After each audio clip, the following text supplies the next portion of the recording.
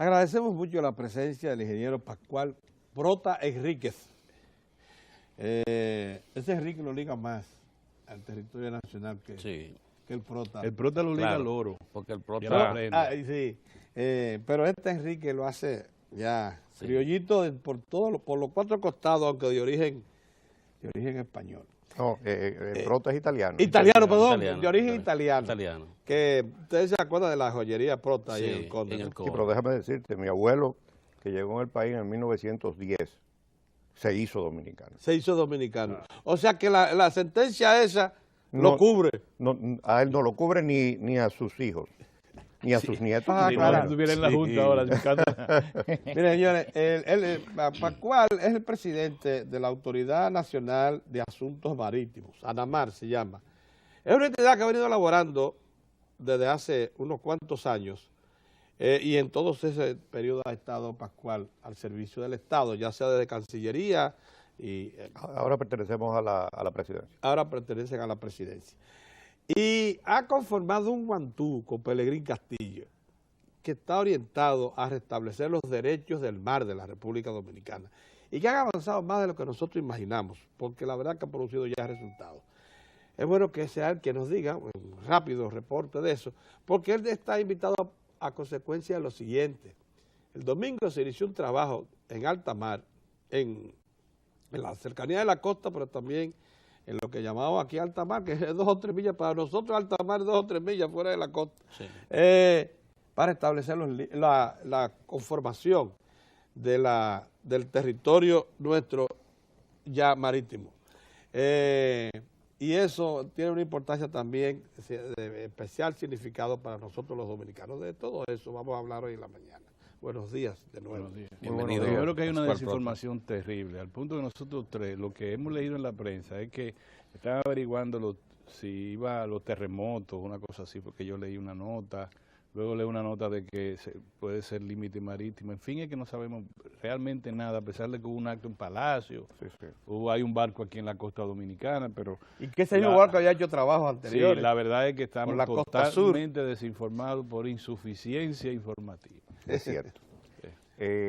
Bueno, pues muchas gracias por esta invitación y por interesarte en este tema, que fuera de cámara yo decía que es sumamente importante. Quizás deba decir un poco de lo que es la Autoridad Nacional de Asuntos Marítimos.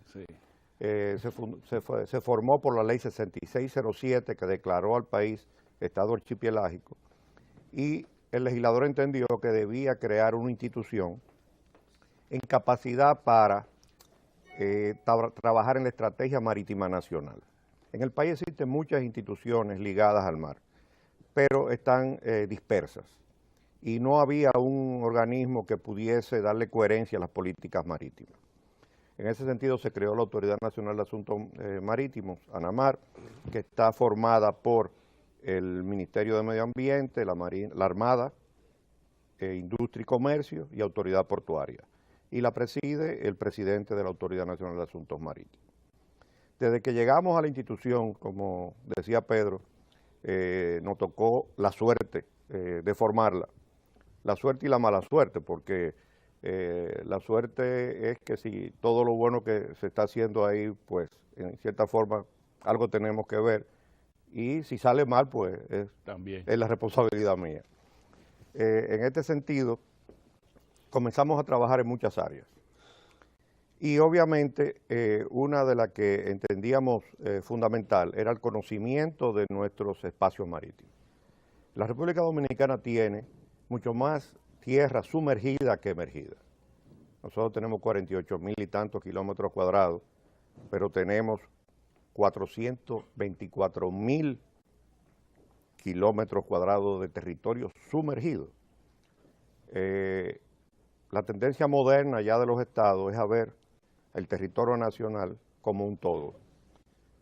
Para la mayoría de los dominicanos, la República Dominicana termina en las costas o en las playas, pero si lo comenzamos a ver como lo debemos ver, va muchísimo y mucho más allá que la costa y la playa. En ese sentido, es lógico suponer que nosotros tenemos mucho más recursos en el mar que en la tierra. Si tenemos oro en la tierra, pues tendremos oro en el mar. Si tenemos níquel, pues tendremos níquel en el mar.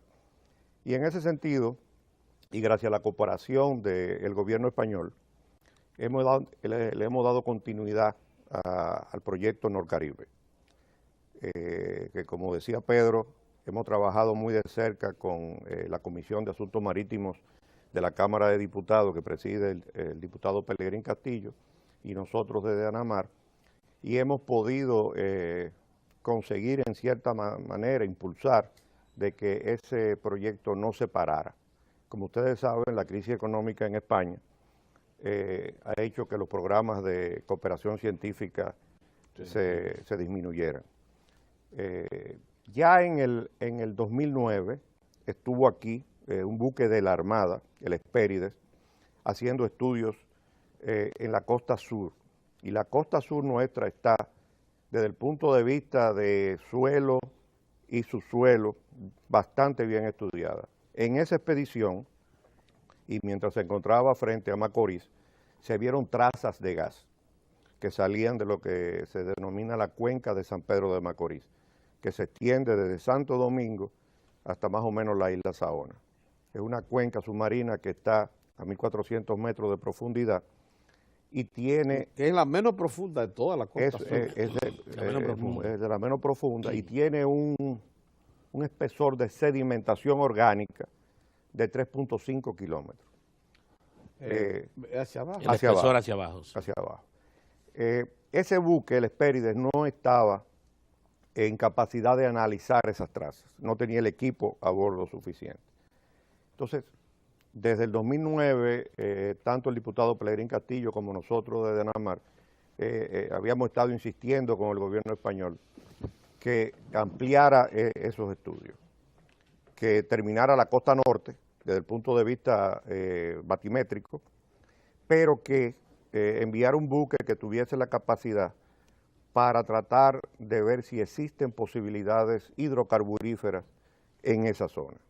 Y este buque que llegó ahora, que es un buque de última generación, un buque multipropósito, además de trabajar en la costa norte, haciendo los levantamientos topobatimétricos, que sí tienen... Míralo ahí, ese es el buque. Esos levantamientos sísmicos tienen importancia para poder determinar las conformaciones tectónicas y las placas, que obviamente tienen repercusiones para poder interpretar los posibles sismos y las fallas geológicas. Pero en el sur, y también se llama sísmica de reflexión, lo que se va a hacer aquí en el sur es tratar de identificar zonas que puedan tener capacidad para atrapar, ya sea gas o petróleo. Con esto no estoy diciendo que hay gas o hay petróleo, pero este es el primer paso, la primera vez que se hace en el país, donde un buque lanza líneas sísmicas, se llaman de 2 dimensiones. Si esos trabajos de 2 dimensiones son atractivos, entonces el próximo paso es hacerlos en 3 dimensiones. Para ponerlo lo más fácil posible, las 3 dimensiones lo que te daría es el tamaño de esas trampas.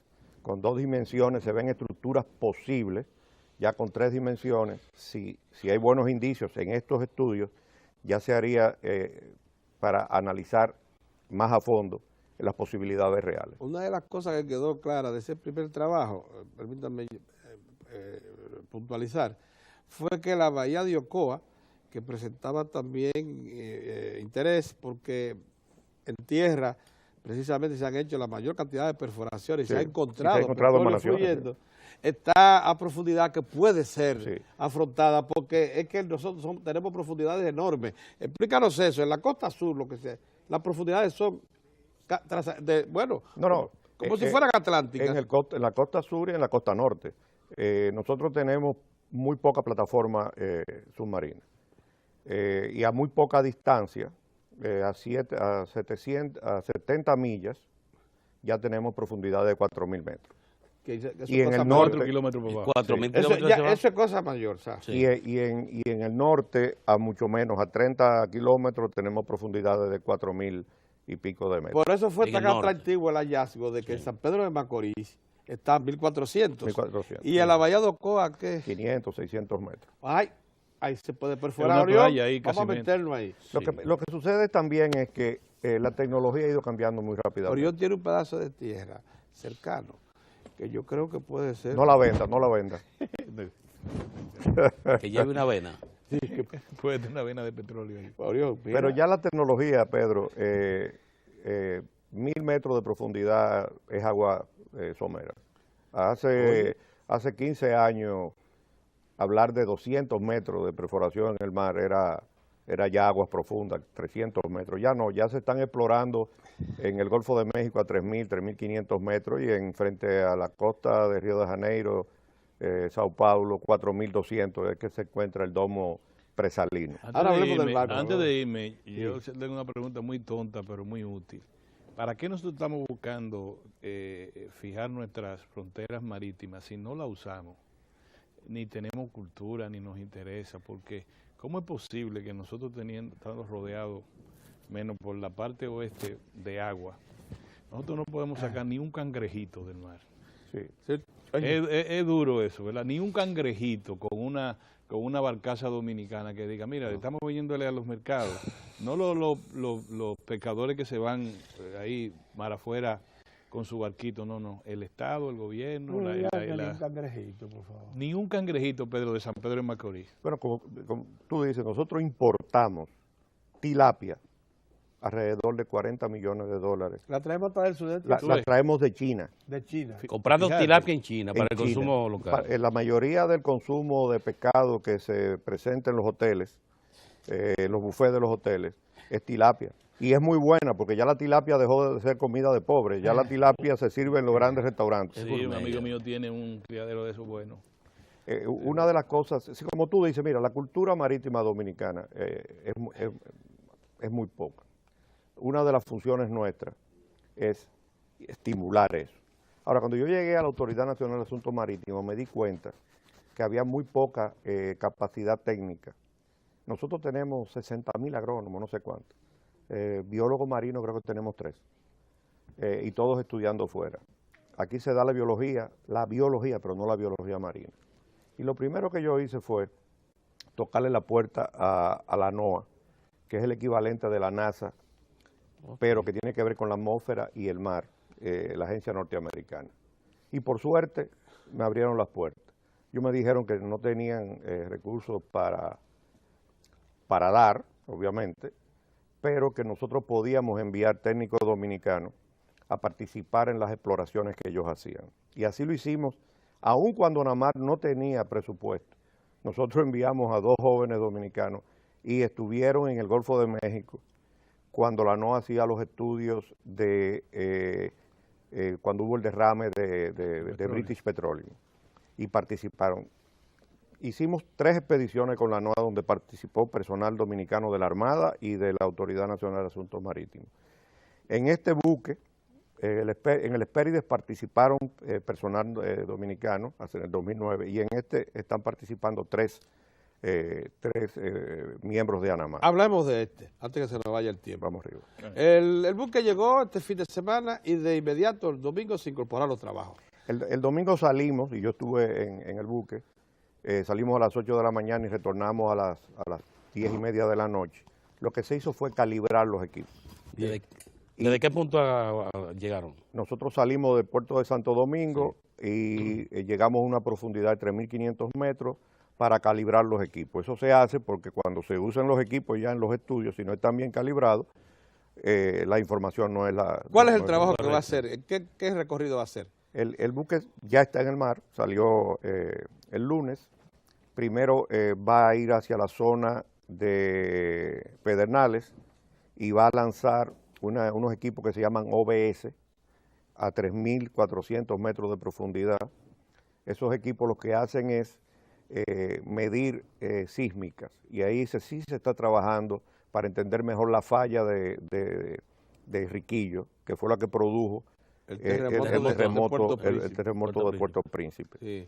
Eso deja esos equipos ahí tomando data, Sí. y viene entonces la cuenca de San Pedro de Macorís a realizar los trabajos que realmente es a lo que nosotros más nos interesa, los trabajos para tratar de identificar posibles... Las emanaciones de gas que hay. ¿De qué se trata? Pero también va a proseguir por la costa norte. Entonces, ¿Qué va a hacer en la costa norte? En la costa norte, que no se ha hecho el levantamiento. Ay, que no se ha hecho. Eso no se ha hecho. Ahí ya se hará definitivamente el levantamiento y cuando se termine... ¿El levantamiento, cómo se llamaría eso?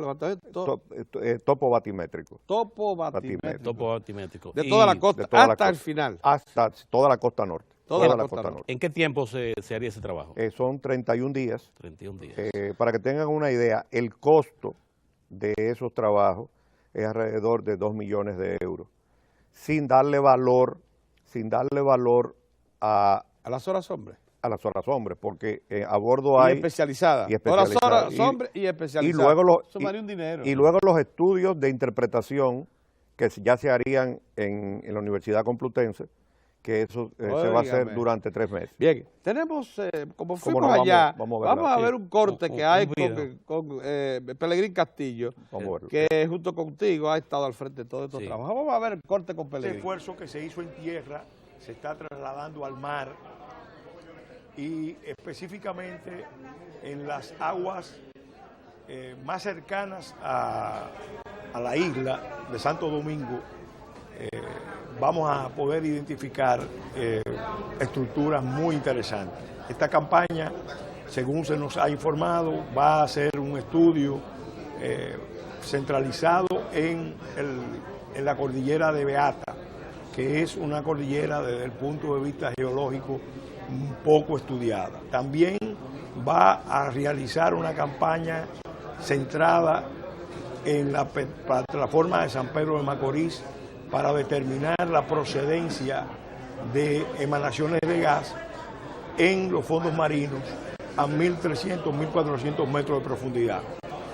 Estructuras, si existen o no estructuras con potencial hidrocarburífero, porque ya se sabe que hay emanaciones de gas, pero ahora es necesario determinar si proceden de unas estructuras hidrocarburíferas.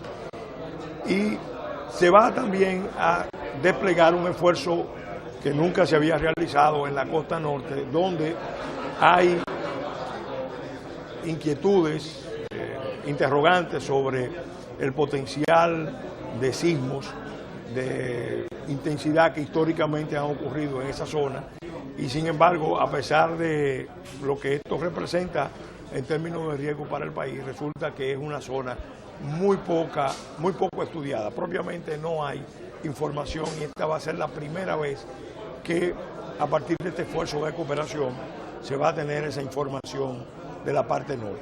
Nosotros, como presidente de la Comisión de Asuntos del Mar, queremos testimoniar nuestro agradecimiento al gobierno español y a la Universidad Complutense de Madrid. Sabemos los sacrificios que ellos han hecho en este momento de restricciones, de crisis económica, para mantener esta campaña que ya se había programado hace ya un tiempo y que estaba pendiente de concluir en su fase segunda.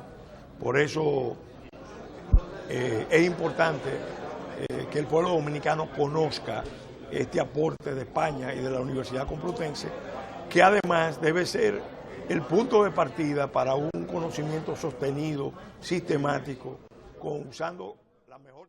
Ayer el diputado Pelegrín Castillo, dando la explicación de cuál es el propósito de estos trabajos que se están llevando a cabo con apoyo del gobierno español y la Universidad Complutense de Madrid. Una cosa, Pascual, sabemos que ha habido progresos, o sea, nosotros acá prácticamente partimos de cero, a pesar de que el país tenía una participación importantísima en la delimitación de los derechos del mar.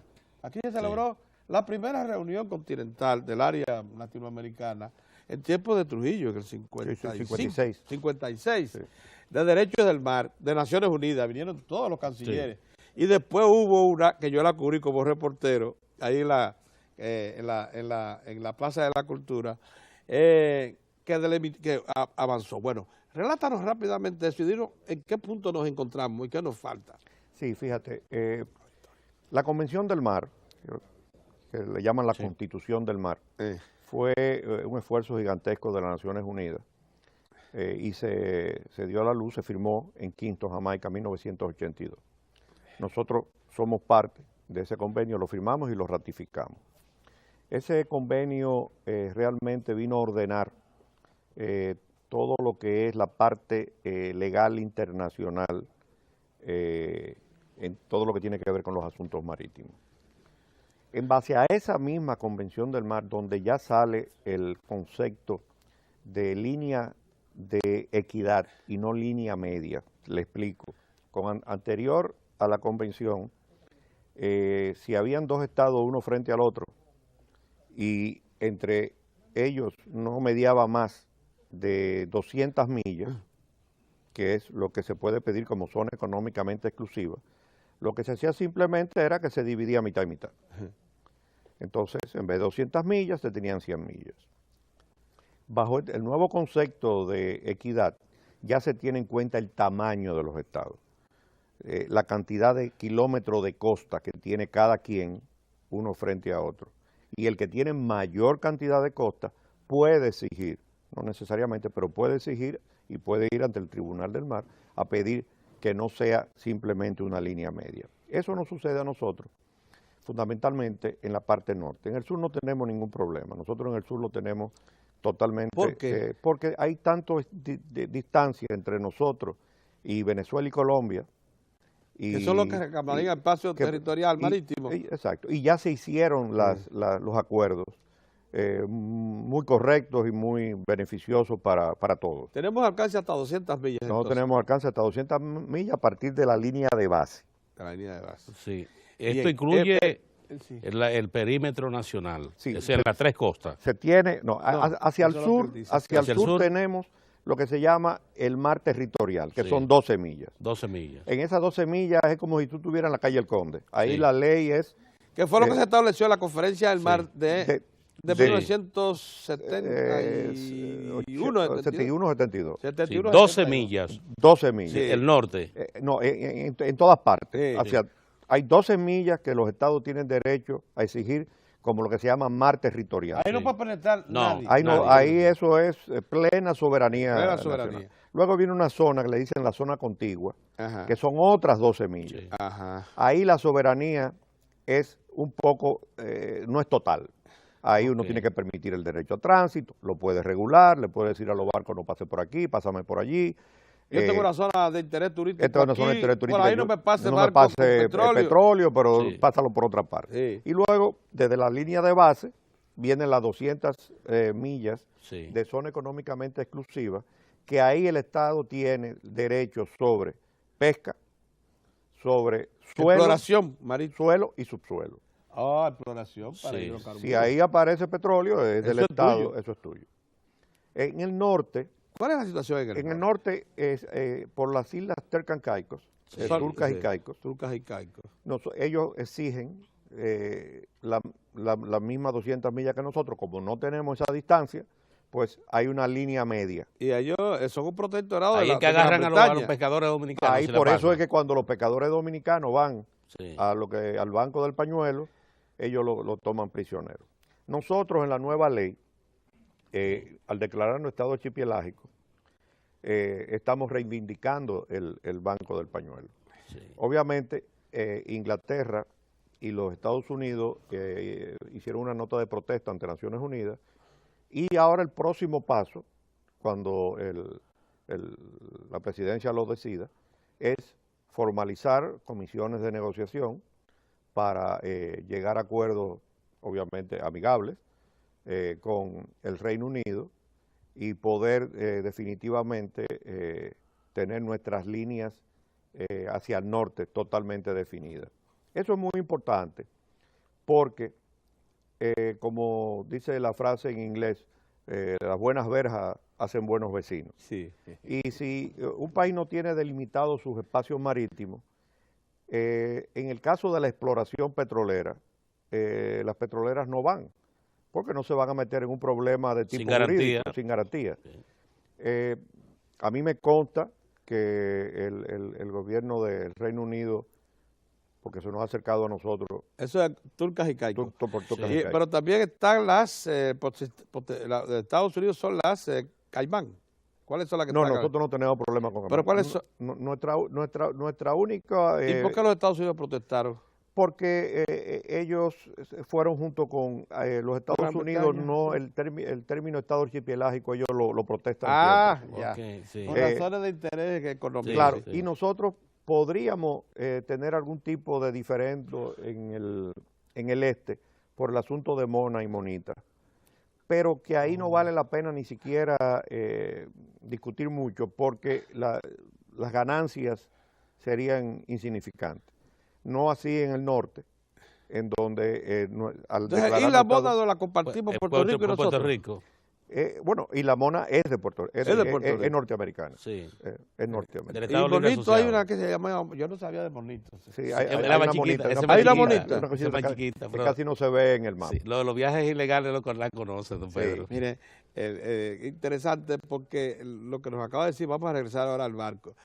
Oiga lo que pasaba, como uno sabía que se había hecho un trabajo de investigación y el levantamiento de superficie submarina en toda la costa sur, nosotros creíamos que lo que iba a hacer el barco, lo que está haciendo el barco desde el lunes pasado, es levantando entonces el mismo trabajo en la costa norte. Usted ha dicho otra cosa. No. Usted ha dicho que además de eso, este barco está provisto de instrumentales tales que le permiten localizar trazas de hidrocarburos, ya sea en gas o petróleo, en zonas de la costa sur Sí. que son interesantes. Claro. Caso, La cuenca de San Pedro de Macorís, Bahía de Ocoa, Bahía de es Ocoa. interesante, ellos no están haciendo los estudios ahí, se van a concentrar en la cuenca de San Pedro de Macorís. Bahía de Ocoa bien, y o sea, lo que quiere decir que esta investigación puede ser sumamente oportuna para la República Dominicana, que como todos sabemos no produce una gota de petróleo. Lo que sale en un pozo que se llama Guananitos, ahí en la plena de Azua, es un petróleo migrante Sí. que sale de algún lugar, pero que no se ha podido pinchar el pozo. Claro, No sabemos. Ahora, ese migrante se cree que viene de la costa del mar. del Del mar. mar. Se cree que viene de la bahía de Ocoa, por cierto. Ojalá que se decidan a Y penetrar, también a hacer en exploraciones la ahí. zona del lago Riquillo se sienten emanaciones de gas, Ah. muchas emanaciones de en la gas. zona del lago Riquillo, En la zona del lago Riquillo. Y cuando sucedió el terremoto de Haití. Haití, los lugareños de la zona me dicen que ellos sintieron un gran olor a gas en la zona. Se removieron ahí las Se trampas. removieron las trampas, Sí. pero sin crear expectativas que no debe ser. Bien. Es importante que, primero, destacar que es la primera vez que este tipo de estudio se hace. Segundo, que se ha hecho gracias a la cooperación del gobierno de España, en un momento en que España está pasando por una situación muy difícil. Vos ves merecedor entonces que pongamos un corte con el embajador español, ¿Cómo no? que también fue entrevistado por la cámara de la CERTV este sábado pasado. Vamos a ver. Esta es una demostración más palpable del compromiso que tiene el gobierno y el pueblo españoles con la República Dominicana. Esta es una misión científica realmente importante. Tendrán ustedes un buque dotado de la más moderna tecnología. Quiero agradecer al capitán, a través de él, pues a todos los tripulantes e investigadores que se encuentran en el buque, por supuesto, también al profesor Carbó, que es quien va a dirigir las investigaciones. Él les explicará de forma más detallada y científica en qué consisten. Por mi parte, reitero el compromiso de España con la República Dominicana, nuestra cooperación en todos los órdenes, y espero que desde luego esta investigación, esta campaña, que va a tener una duración de un mes, pues alcance los objetivos deseados y sirva para que conozcamos más la tierra y el mar en el que vivimos. Muchas gracias. Bueno, la campaña que vamos a empezar creo que ya es bastante conocida, las autoridades dominicanas ya la conocen hace tiempo, los diputados también han tenido el placer de explicárselo en persona, pero vamos a intentar resumirlo. Se trata de una investigación en el mar, en el entorno del mar de la República Dominicana. Es la tercera expedición que se hace ya, otras dos antes, que nos han permitido conocer hacer bastantes cosas y ampliar. Y lo que estamos buscando son las estructuras que puedan generar una peligrosidad sísmica que posteriormente pues, los expertos dominicanos, que han sido bastantes en riesgo sísmico, sociedades como la de Sogeo, como Solo Sísmica, pues tengan unos datos para trabajar sobre ellos, unos datos de mar. De tierra hay muchos, pero de mar no existen. Entonces, para que lo incorporen en sus trabajos, algo muy importante para la seguridad. Por otra parte, pues hay algunas cuencas que tienen un cierto interés, pero eso sí me gustaría hacer una pequeña reflexión, porque el petróleo no se encuentra, va un señor, mira y dice hay petróleo.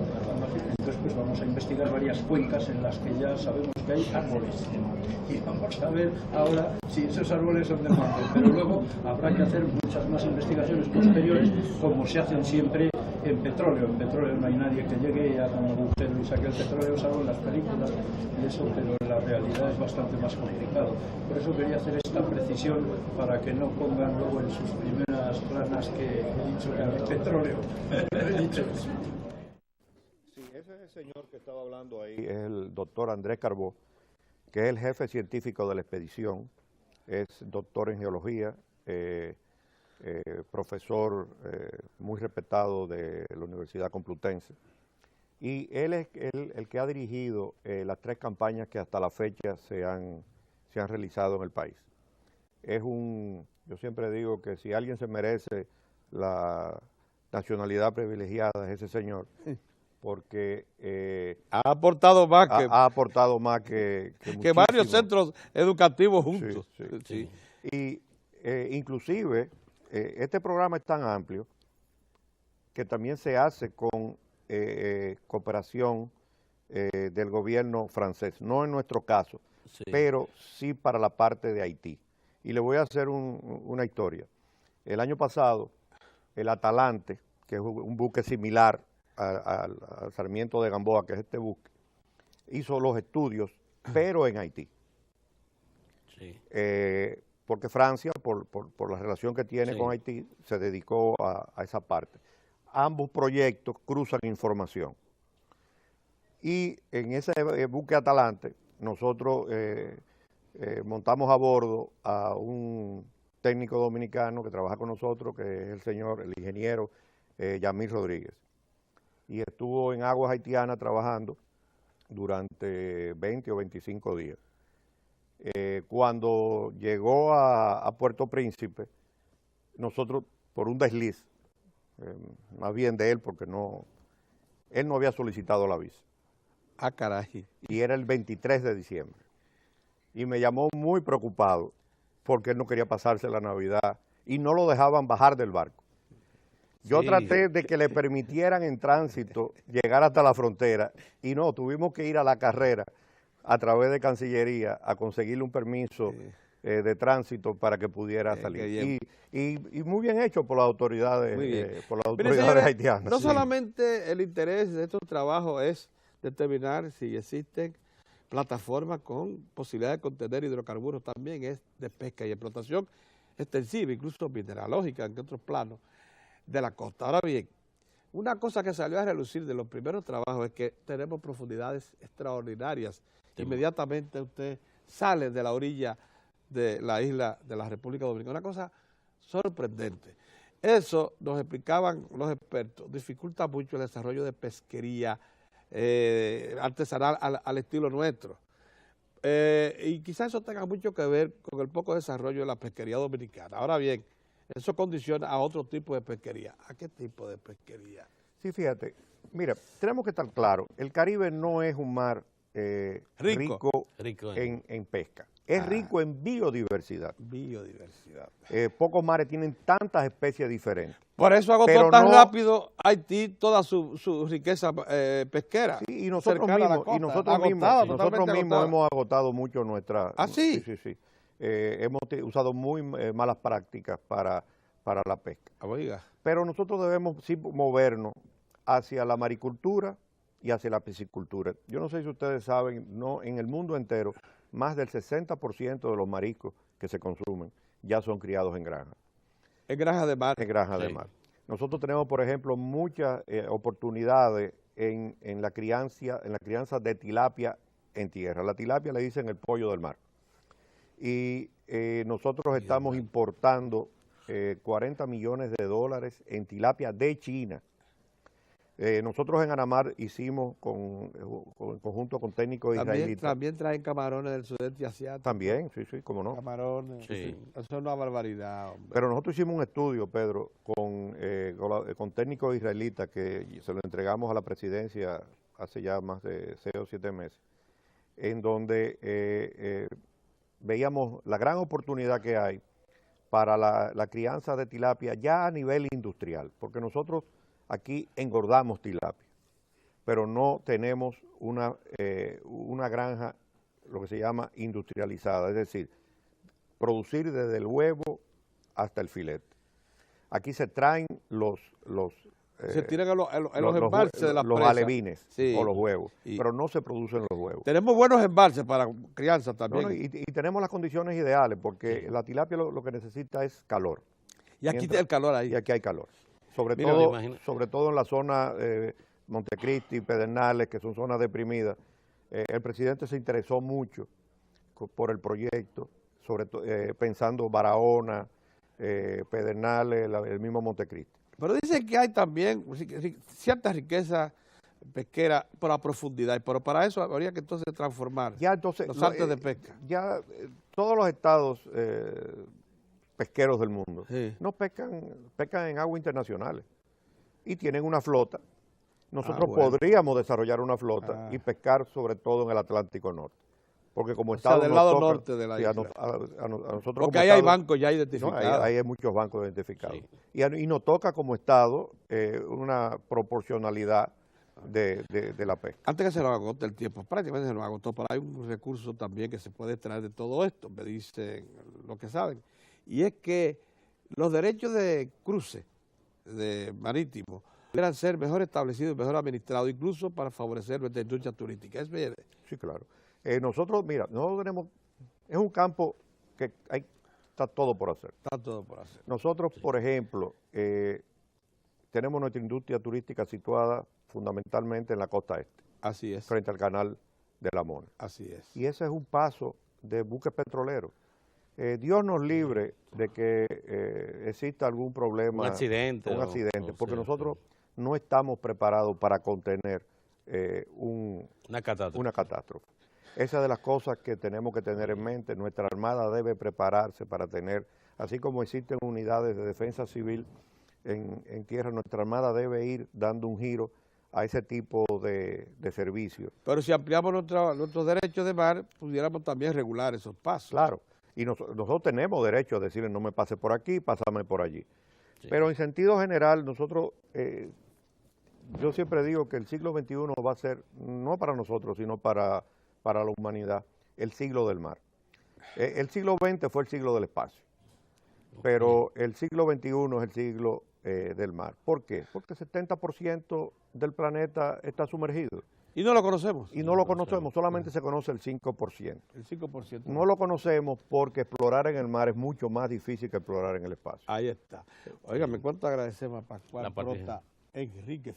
No se te olvide, el Prota es Pascual italiano, Prota pero Enríquez criollito. Sí. Esta intervención, porque Pascual le ha dedicado ya unos años largos a estos asuntos y lo que nos dio fue una charla que ha sido aprovechada también por el trabajo que hicimos de contactación de los expertos y las autoridades en el buque que está haciendo la exploración en la costa norte, aunque también está haciendo trabajo en la costa sur. Muchas gracias. Muchas gracias a ustedes por preocuparse por estos temas que son mucho más importantes de lo que la mayoría de las personas creen. O sea, hoy aquí se sintió el salitre. Se sabe el salitre de mar, sí. Muchas gracias. Señora, ahí viene Lalo con los deportes y más luego a la sesión cultural. Nosotros regresamos mañana. Mañana. Sí.